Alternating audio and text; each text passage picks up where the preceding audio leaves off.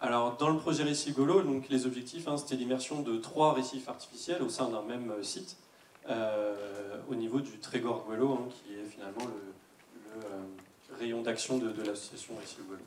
Avec 3 grands axes, un axe scientifique, donc utiliser ce projet pour faire des comparaisons intra-sites et inter-régions des différents processus de colonisation des structures artificielles qui soient identiques avec des protocoles scientifiques adaptés. C'est-à-dire qu'on a ces mêmes récifs qui sont émergés en baie de Saint-Malo.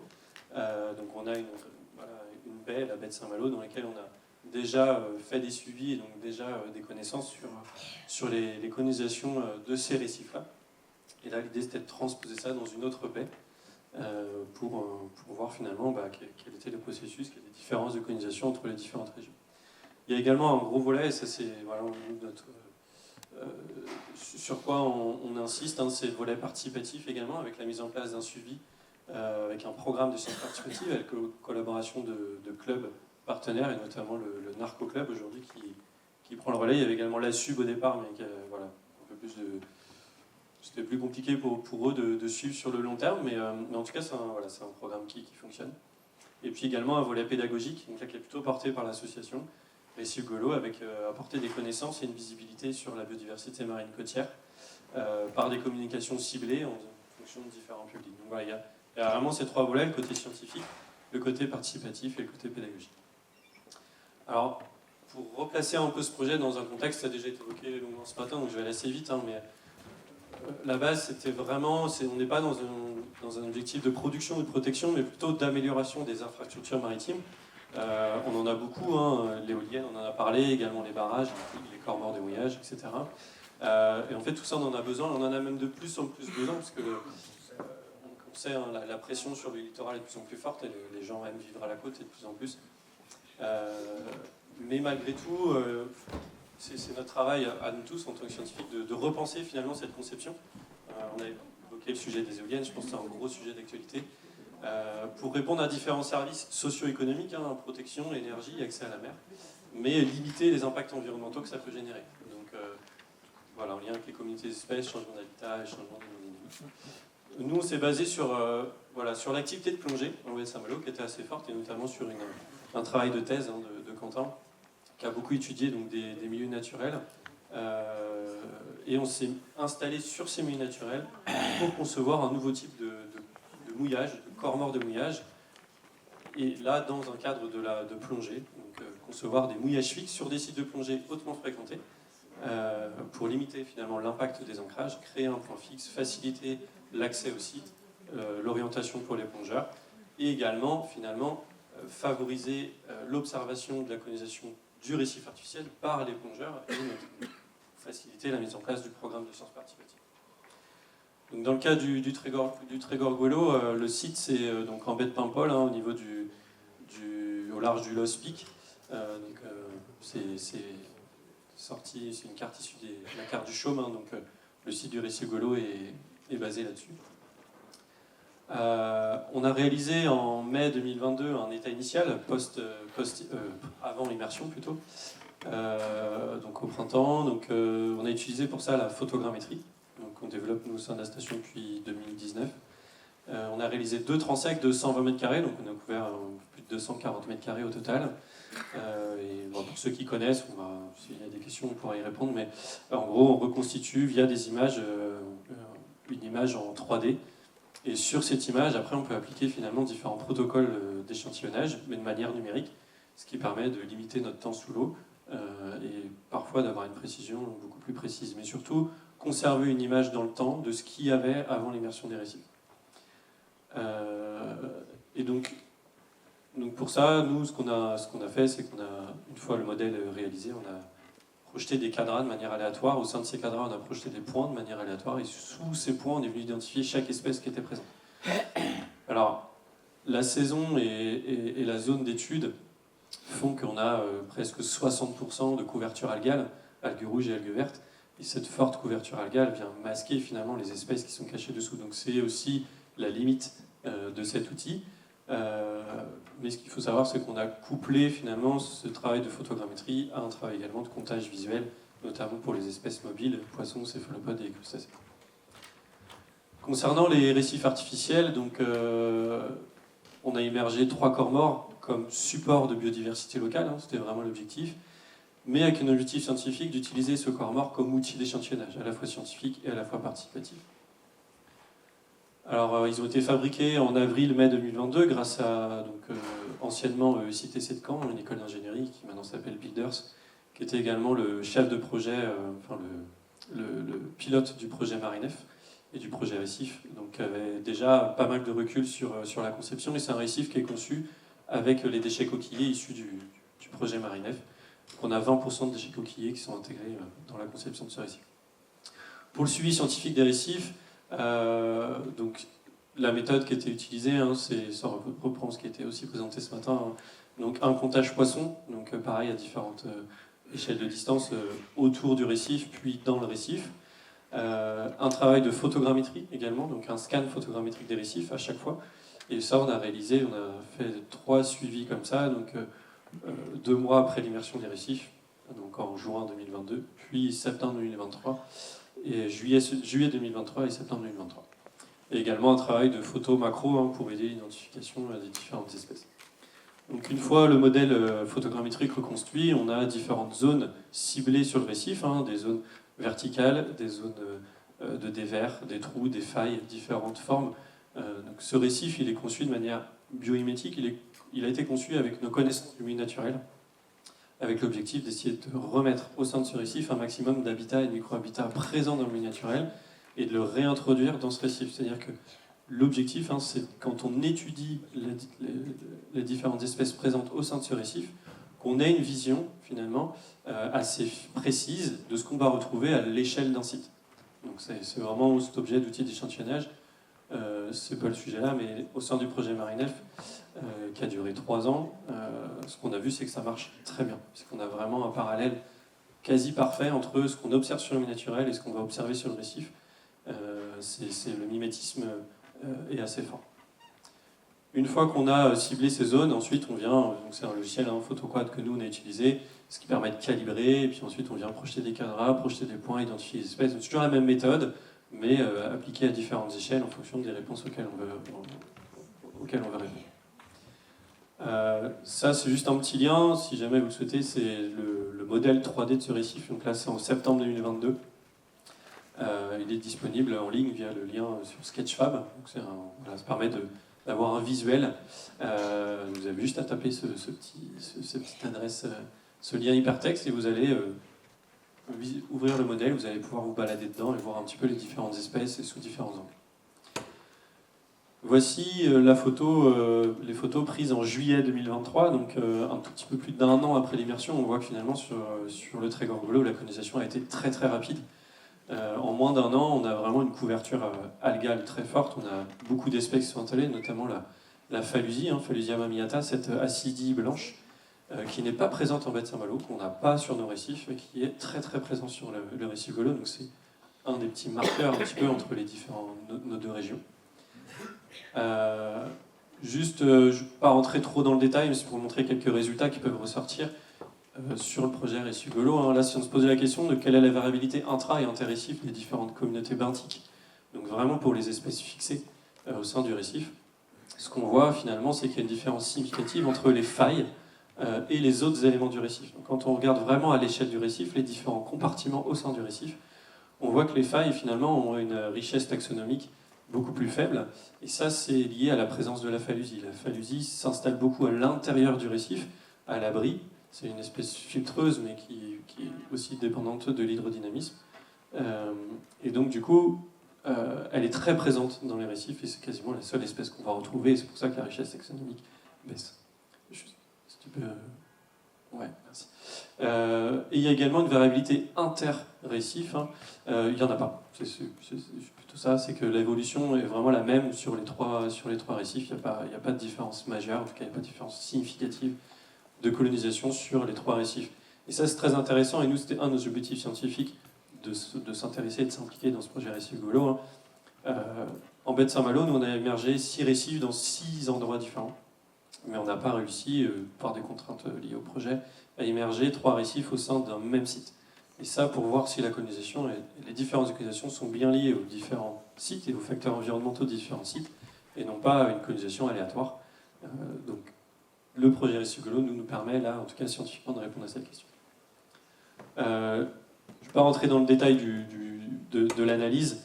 Là, c'est essayer de voir les différents facteurs qui peuvent expliquer la variabilité des différentes communautés. Ce qu'on va voir, c'est que la saison est assez importante. Le printemps, notamment, ressort beaucoup dans les données. Et ça, c'est notamment lié à la présence d'une forte couverture algale sur le site, qui va finalement masquer la présence des autres espèces. Et notamment les hydraires. On a beaucoup d'hydraires présents sur les récifs Golo, mais on ne les voit pas via l'analyse photo, finalement. C'est un peu la contrainte de l'étude. Et donc voilà, l'effet saisonnier est quand même marquant. Il n'y a pas d'effet récif, les 3 récifs finalement ont les mêmes communautés. Et quand on regarde, il y a une différence en termes des micro-habitats sur les failles par rapport aux autres micro-habitats. Ça concerne plutôt du coup les espèces mobiles. C'est un résultat parce qu'il y a eu des comptages poissons, céphalopodes, crustacés qui ont été réalisés. Et quand on regarde, il y a finalement pas une si forte attractivité du récif comparé au milieu naturel, parce que dans le... Je ne l'ai pas noté, mais quand on fait les comptages sur les récifs, mais on fait également les comptages sur le milieu naturel pour comparer l'attractivité et l'impact finalement de ces récifs sur le milieu naturel. La seule espèce qui a un vrai effet refuge, qui a une attractivité forte sur le récif, qui n'est quasiment pas présente, en tout cas qu'on observe beaucoup moins sur le milieu naturel, c'est le centrolabre, qui finalement trouve dans ce récif un vrai effet abri, on le retrouve. Ce qui est intéressant, on n'a pas cette différence ici, mais en baie de Saint-Malo, c'est qu'on le retrouve également l'hiver. On retrouve cette espèce au sein du récif, donc elle a vraiment pris place pour l'année.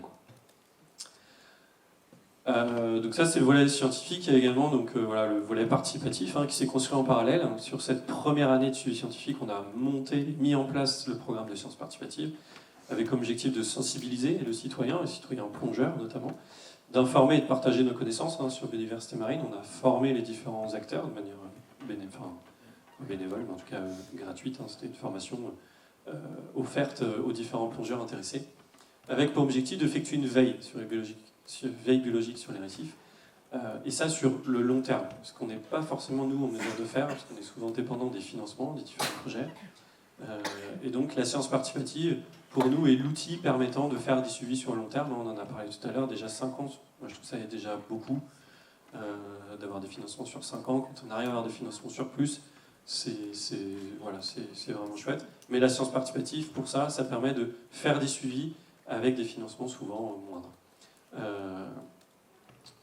Juste revenir, Michel, au cas où. Voilà. Donc l'objectif, c'est de réaliser 2 suivis, donc d'avoir au moins 2 plongées au printemps ou 2 plongées à l'automne, au minimum pendant 3 ans. Donc là, on est déjà à la fin de la 2e année, grâce à l'investissement de Pierre Cotin du Narco Club qui anime ce programme au sein de son club. Donc on a réalisé déjà 2, en tout 8, ça va être juste la diapo d'après, je crois. Donc le protocole, je vais aller assez vite là-dessus, mais si ça vous intéresse, on pourra en discuter. Donc c'est un protocole avec un comptage par cadra. Donc au sein du projet Récif Golo, il y a 3 récifs. Donc les 3 récifs vont être suivis de manière indépendante. Et également un cadra réalisé sur milieu naturel qui est vraiment adjacent à l'installation des 3 récifs pour avoir cette comparaison milieu artificiel et milieu naturel. Et ce suivi couvre vraiment tous les taxons possibles. Et on a essayé d'amener finalement le plongeur à identifier un maximum de choses, tout en limitant le risque de confusion. Donc, on est à l'espèce quand on peut aller à l'espèce, et on est au morphotype lorsqu'on ne peut pas aller à l'espèce, où le risque de confusion est trop fort. Donc déjà 8 plongées de réalisées, un peu plus de 300 cadras au total, et déjà 25 participants sensibilisés, et finalement qui reviennent chaque année. Ça, c'est pour la partie Récif Golo. En baie de Saint-Malo, on est déjà à notre 5e année de suivi participatif. C'est un bilan, je vais essayer d'aller assez vite. On a testé la variabilité intrasite de la colonisation, donc ça fonctionne bien. On voit qu'il finalement, il n'y a pas de différence. La colonisation semble, en tout cas pour le moment, similaire sur les 3 récifs, même si c'est relativement tôt pour porter des conclusions.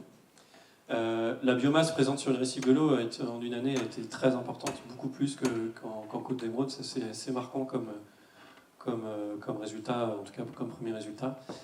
Mais pour l'instant, l'évolution semble vraiment aller dans le même sens. Et on a exactement le même schéma que mes collègues. Hein. On a une colonisation très forte dans un premier temps, qui a chuté lors de la deuxième année, et qui va commencer à réaugmenter avec des espèces qui vont s'installer de manière un peu plus durable. Et voilà, c'est des espèces opportunistes finalement qui laissent la place. Et on a un vrai outil d'échantillonnage, hein,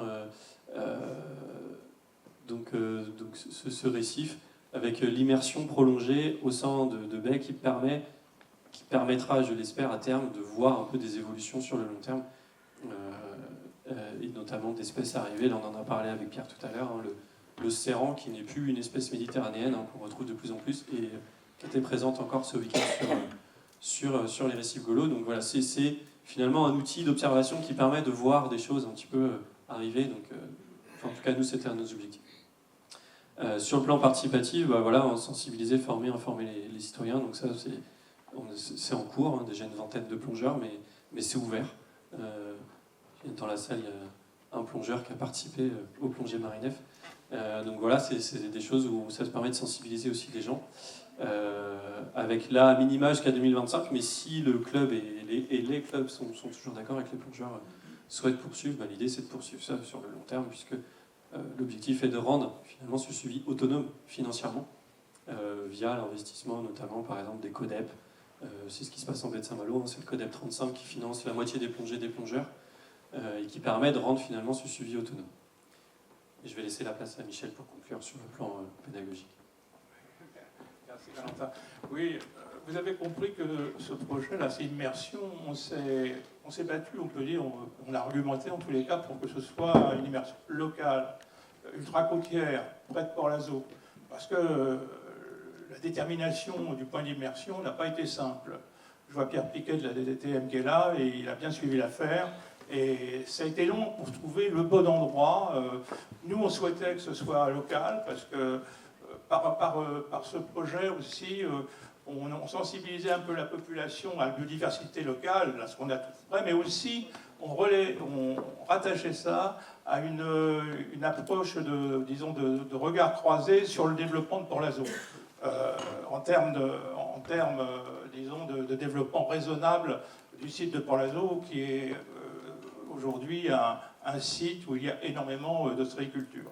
Mais donc, si vous voulez, c'était un projet local. Et on souhaitait, et on a argumenté pour ça, parce qu'on aurait pu les mettre dans d'autres endroits, ces récifs. Il fallait qu'ils correspondent aussi à des contraintes scientifiques que nous avait donné le musée d'histoire naturelle. Mais bref, j'insiste sur le local. Après, bon, sur le plan pédagogique, et ben là, c'est là où on relaie. Alors, on fait des choses qui sont relativement traditionnelles. On fait des conférences en public, on fait des ateliers systématiquement après les plongées qu'anime Pierre Cotin avec son équipe, des ateliers qui permettent de montrer l'évolution de colonisation des récifs, mais aussi de sensibiliser le public, qui n'est pas forcément, à différentes espèces. On avance un peu en termes d'une manière vulgarisée, mais en tous les cas, on sensibilise les participants à cette vision un peu méconnue de la côte de l'ultra-côtier. On découvre énormément de choses. Mais on n'imaginait pas qu'il pouvait y avoir autant de diversité là où on passe en bateau, ou là où on voit des falaises ce site, parce que la bouée, on la voit des falaises. Hein. Bon, et après, on essaye aussi de sensibiliser plus spécifiquement certains publics. Les plongeurs, les pêcheurs plaisanciers.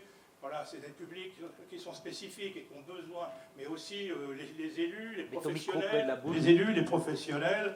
Bref, pour conclure, je disais qu'on tente de mobiliser, on l'a dit, hein, les récifs, souvent, c'est un moyen de mettre en synergie parfois différents acteurs, et on espère, à terme, que ce soit effectivement l'objectif de ce projet. Voilà. Merci bien.